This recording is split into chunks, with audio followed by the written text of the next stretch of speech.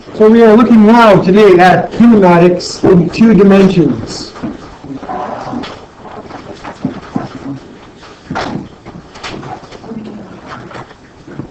So rather than everything moving along up till now, for instance, we've seen 2 trains approaching each other, but on the same line. We've seen a police car chasing after a speeder, but all along the same line. All of the stuff that we've done has been what we would call linear. And of course, now we're going to look at what happens when you're not moving in one particular straight line. So to give you an example, just to focus on, we're going to talk about a chicken.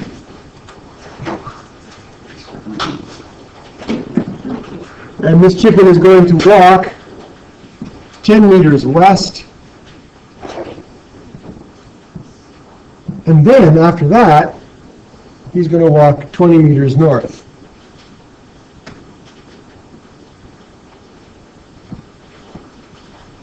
And we want to know what the final displacement is of the chicken.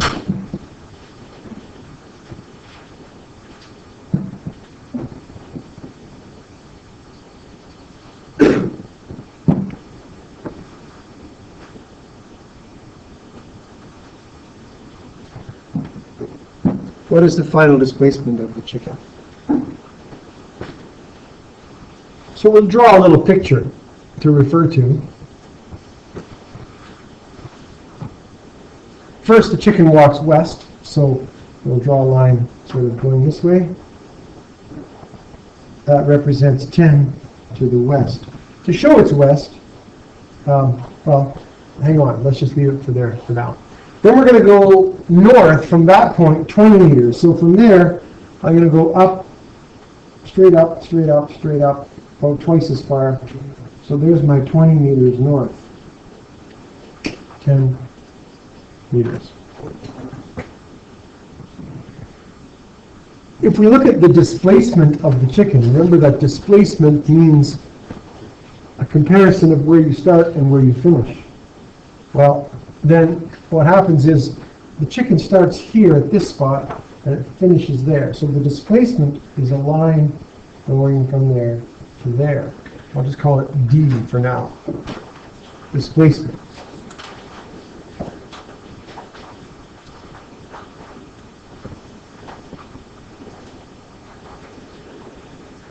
Finding out the length of this line is not quite as simple as just adding the 20 and the 10. While the chicken does go a distance of 30 meters, he's not 30 meters away from where he started, right? Okay, question? No? We need to figure out how far that is, and maybe some of you have already thought about, maybe Pythagorean theorem or something with triangles to figure out the length of that line. So we'll get to that in a minute. The other problem is how we're going to define the direction of this red line. Is it plus? Is it minus? Plus and minus don't really work anymore because we're not talking about moving on a straight line. We are now using the reference frame, which is 2-dimensional, and it is the Cartesian plane. It's the Etch-a-Sketch world, right? And so instead of using plus and minus, which doesn't really have the same meaning anymore, we have to come up with a brand new way of describing angles, or describing directions. And of course, I just gave it away. We're going to use angles instead of plus and minus. So we have to take a few minutes and just remember everything we know about angles from our math up to this point. Okay? If I were to take an arbitrary angle, say like this one right here, how would we define that angle on the mathematical Cartesian plane? What we would do is we would measure from the positive x-axis all of this angle through here, like this. Right? So if I had another one that was way over here, then we would measure it all the way around, always starting on the positive x-axis, going counterclockwise. So that's one way we can use to measure these angles. So, for example, let's just do a couple here. Let's say we had this angle right here, and somebody gave us the information that this was 30 degrees right in here. Well, the standard mathematical way of describing that angle would be to measure all the way around.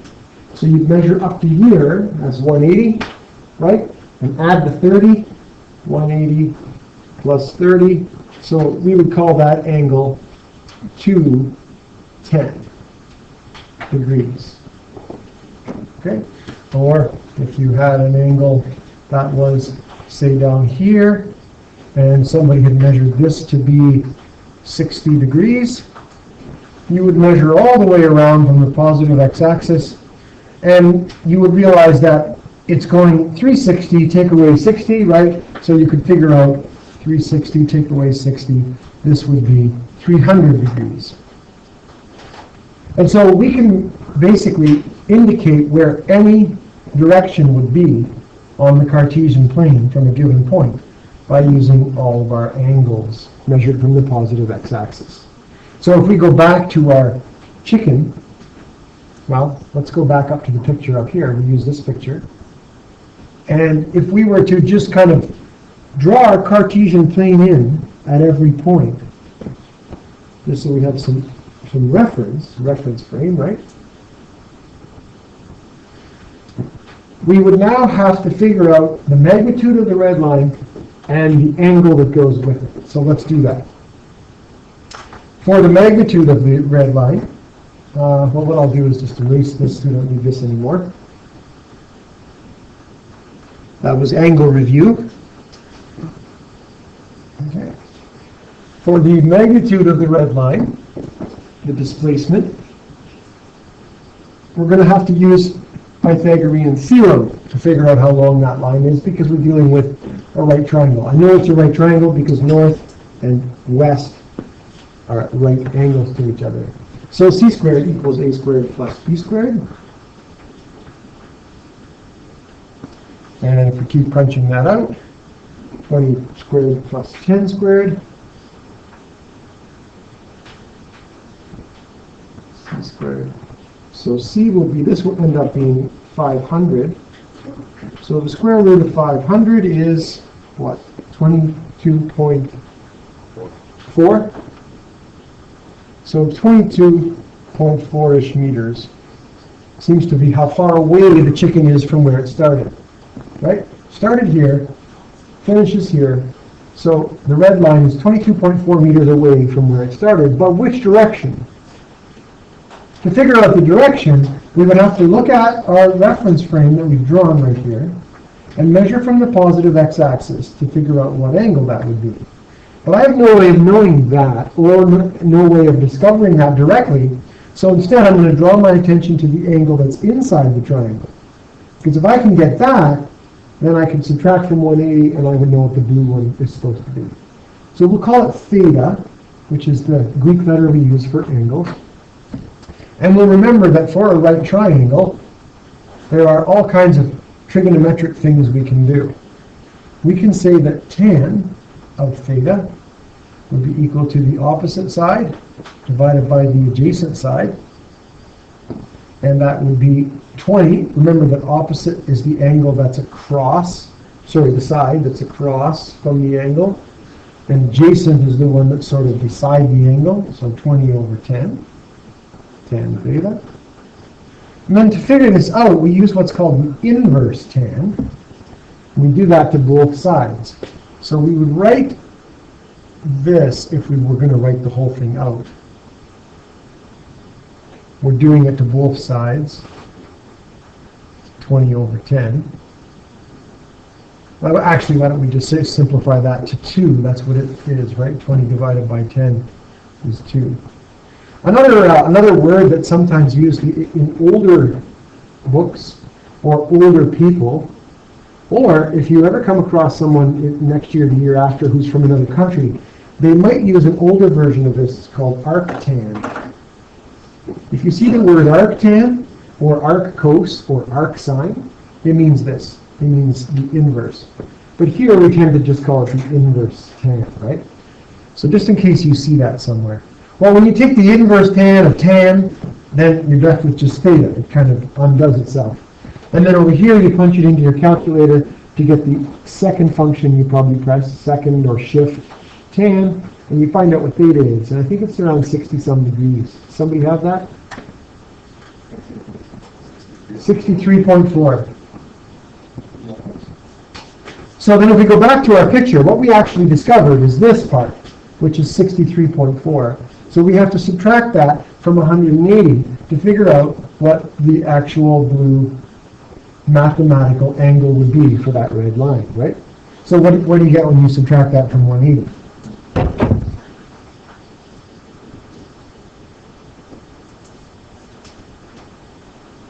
What do you get, Claudia?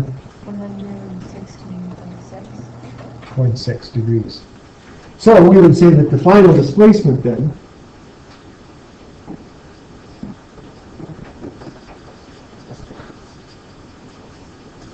is, this chicken would be 22.4 meters away from where it started, and the direction, oops, I should put meters in there, and the direction would be 116.6 degrees on the mathematical Cartesian plane. So pretty straightforward, right? Pretty straightforward. Now there's another way that we can do angles. And so I have to introduce that as well, because we use both in physics. So this would be the same problem, but this is an alternative. An alternative way to use angles. And what we do here is we take the Cartesian plane and we think of it as the compass rose, north, south, west, and east. And so instead of using a mathematical angle, which would always be measured from east, right, the positive x-axis, we can take, say, a line like this, and if it happens to be 70 degrees here, we can describe that line by sort of like giving directions using the compass points. We could tell someone that if you point east, if you line up here along east, and then you rotate 70 degrees towards the north, you will end up on the blue line. So the way we write that is east, 70 degrees north. And that means point east and rotate 70 degrees towards the north. Now, of course, there's two ways you could rotate. So we could also tell somebody instead, point yourself north and rotate this way towards the east line. And of course, if 70 is below the line, then 20 would be above the line because it has to add to 90, right? So you could also say point yourself north and rotate 20 degrees towards the east. These would both be exactly the same thing. They mean the same position. So you kind of have your choice. Generally, if you're given an angle, you use that angle, but they would both be correct. Now, to confuse matters more, there's a different way of saying these two things that some older books use and some other books use. So I better show it to you, even though we probably won't use it much. The other way of saying this is to say, rotate 70 degrees to the north of east. 70 degrees to the north of east, starting on east, 70 degrees to the north. You see how that could make sense too, right? And the other one could be thought of as 20 degrees to the east of north. So the other one could be thought of as 20 degrees east of north. But these are identical, so you don't need all four. You basically need one of these four to describe the direction to get on that blue line. All right, let's do just a couple more examples of that. So I'll do 3 examples here. And we'll take this guy right here, and we'll put 60 degrees underneath there. We'll draw one up here, and we'll put 45 degrees there. And we'll do one more sort of down this way, and we'll put 30 degrees there. So for the first one, if you had to tell somebody how to get on this line, you would say point east and rotate 30 degrees towards the south. So east, 30 degrees towards the south. Make sense? Pretty straightforward. Huh? Over here, you could say point west and rotate 45 degrees towards the north. West, 45 degrees north. And for this last one, you could say point yourself west. Oh, no, sorry, not west. Well, you could, but we don't have that angle, so. You probably use point yourself south and then rotate 60 degrees towards the west. So that's the way we could identify the angle. If we went back to our chicken, and we wanted to do the chicken this way instead of the other way, we'd go back to our triangle, which was west and north, 10 and 20, and we discovered that the displacement by Pythagorean theorem was 17-ish, was it? No. 22, sorry, 0.5 or 0.6?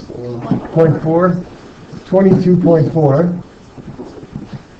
So that means we found this angle in here using our tan, and it was 63.4.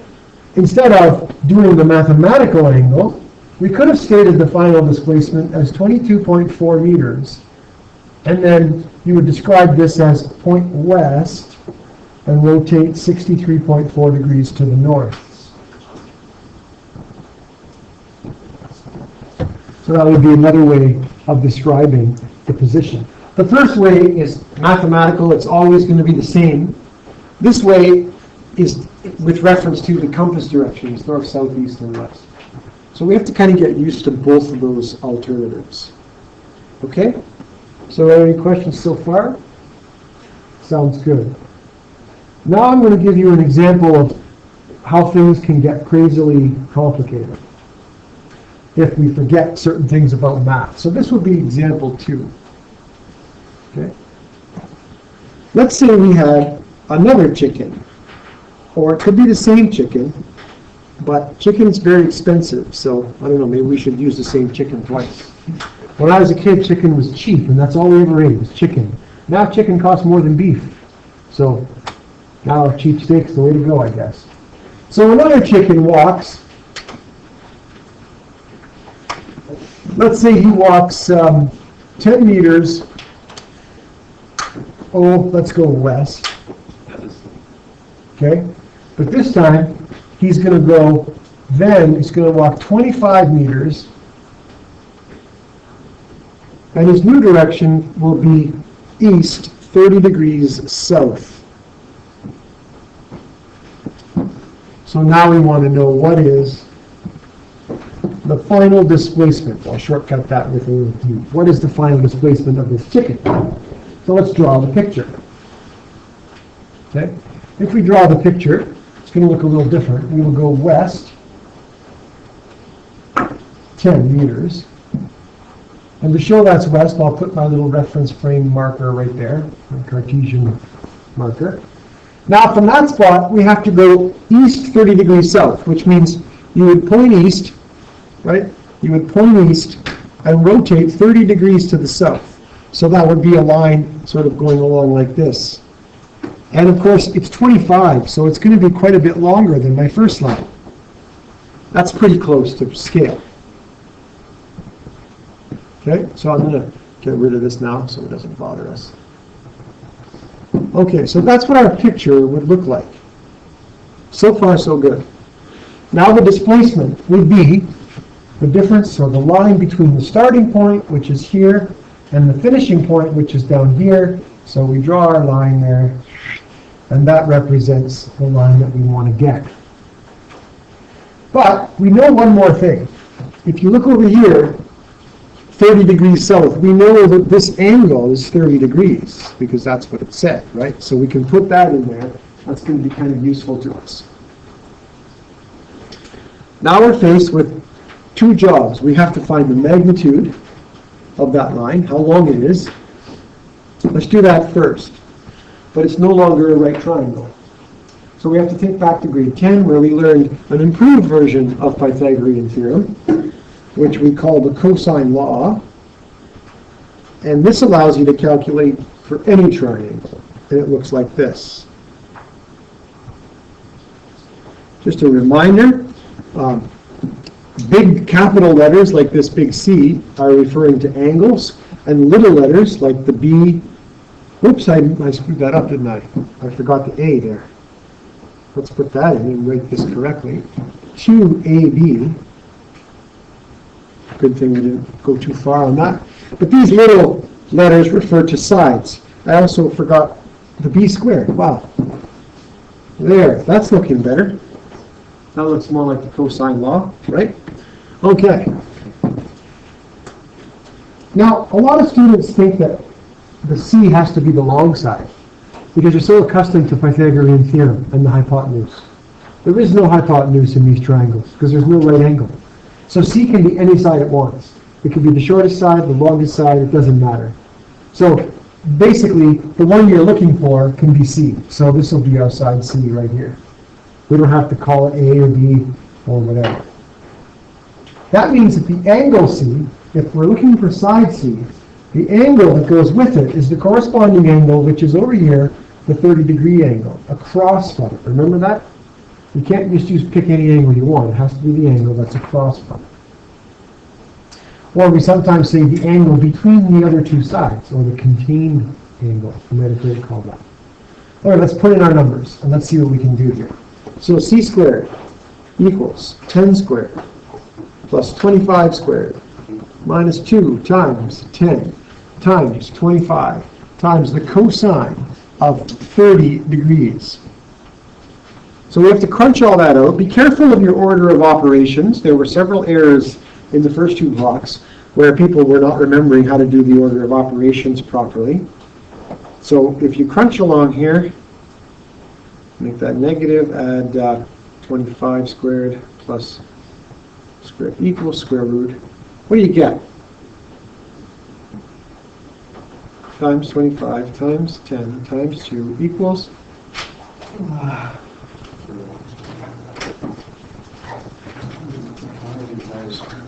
about 17. When you finally take the square root, you get around 17 meters.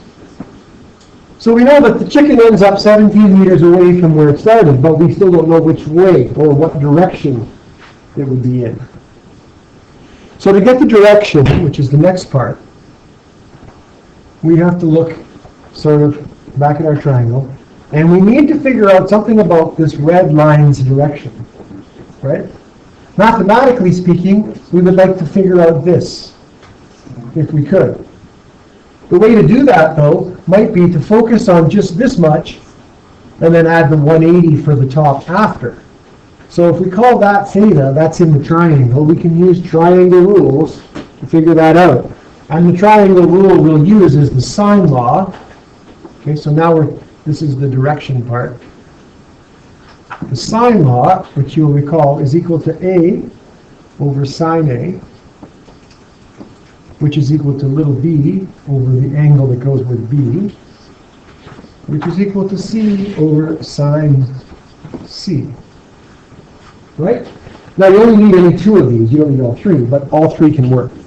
So if I look at my triangle that I have, if I use c right here, I happen to also have the angle 30 that goes with it. So I know all of this. So that's a good one to use because it's all known to me. So it would be 17 for the c, which I just figured out over here on this side. And then divide that by the sine of 30. Now this is where we have a couple of options.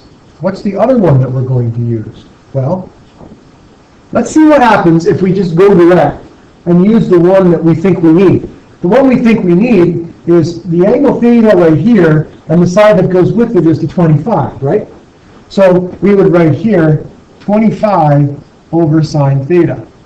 And this will create a little problem that we'll have to address. We may as well do it anyway so we can remember how to deal with this problem. There's what we've got so far. To solve it, if I just kind of borrow some space over here, we would cross multiply, right? So we would write 25 times the sine of 30 degrees equals 17 times the sine of theta, right? This is 30 degrees over here. the sine of 30 happens to be a half. So this would be 25 times 0.5 equals 17 sine theta. And if I just continue over here, we would have 12.5 equals 17 sine theta. And then if you divide both sides by 17, sine theta, and if we do 12 divided by 17, we get, actually 12.5, sorry. We get about 0.735-ish. And so we do our little inverse sign on both sides, which would give us that. So we press our shift and sign, and we get 47.3 degrees for theta. But some of you might have realized that doesn't make much sense, because if you look at the picture, the purple angle theta is much bigger than 47 degrees. And this is because the sine law has a limitation. Do you remember what it's called? Just the sine law just gave us like the outside angle. Yeah. The sine law is only capable of giving you an answer that's 90 or less. So if you ask it to find something bigger, like this purple one, it kind of sweats a bit and goes into a little bit of convulsions, and it spits out the best it can do, which would be the angle over here on the other side. That's what it's telling us. Which means in order for us to get the purple angle, we have to go back and we have to, let me just show you the picture. It would be 180, take away the blue angle, right? 180, take away the blue angle. So we have to go back here to get the proper angle, and we have to do 180 minus 47.3 degrees, because this is what we call the ambiguous case. Ambiguous just means confusing, not clear. Anytime you ask the sine law to find an angle bigger than 90, this could happen. So basically, you have to be on the lookout for it.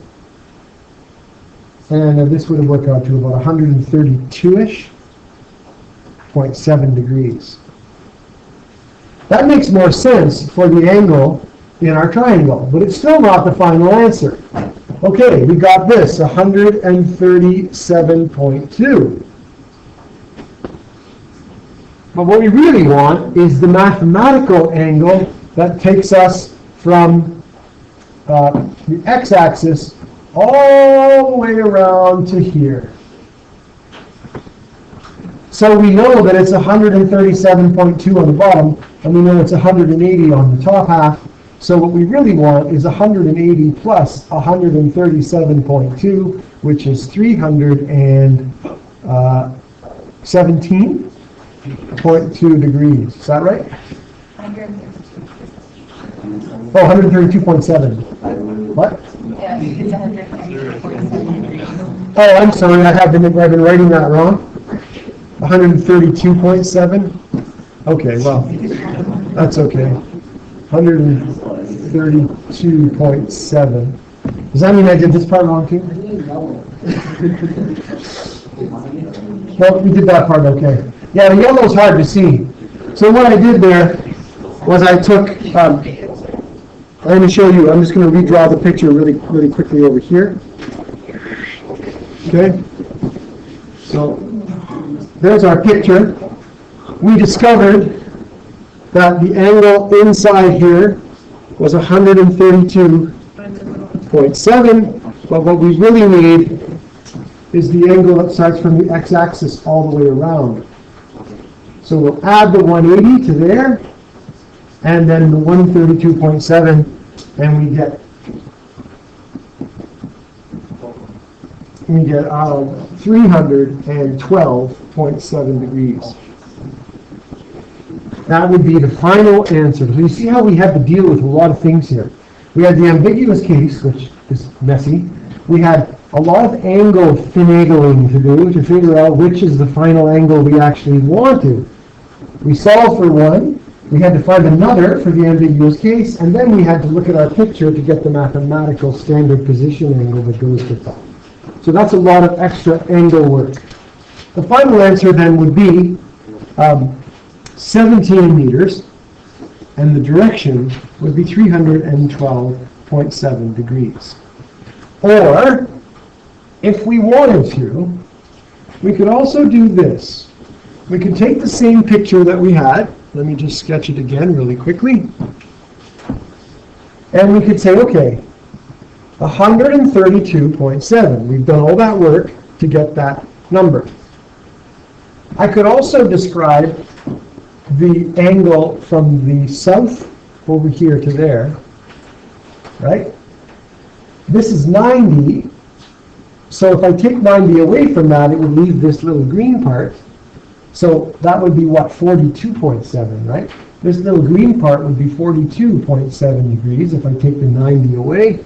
And I could also say that the answer could be 17 meters south, 42.7 degrees to the east, with this little green arrow right here. That could also work using the other reference frame. So how do you know when the ambiguous case is going to pop up? Well, in our picture, it was pretty obvious. We were asking the sine law to find an angle that was clearly bigger than 90 degrees. This angle in here, much bigger. Well, what if the picture was not so clear? What if you had a picture that looked like this, and your resultant looked like that, the displacement? Well, if you drew that a little bit the other way, it could go either way, right? There's no saying that looks less than 90 now, but what if it was just over here a little bit longer? It would be ambiguous. We wouldn't know. So the trick that you can do, or the thing you can do to be safe, is go back to your sine law and don't use this. Instead, figure out this little angle over here, which is obviously tiny, less than 90, and then remember that this guy and the guy over here add up to 180 when you include the other angle. So all three angles add to 180. So you could subtract these two from 180 and get the angle you needed safely without worrying about the ambiguous case. So if you are faced with an angle that you're not sure if it's bigger than 90 or not, find the other guy, find the other one, and then hopefully you can just subtract from 180 to get the angle you need. That's another option that you can use. Okay? So, that's sort of like the easiest question and the hardest question together as examples. So now there's a little worksheet for you to practice these new reference frames and practice some triangle math, and that's basically the end of that. Two-dimensional kinematics.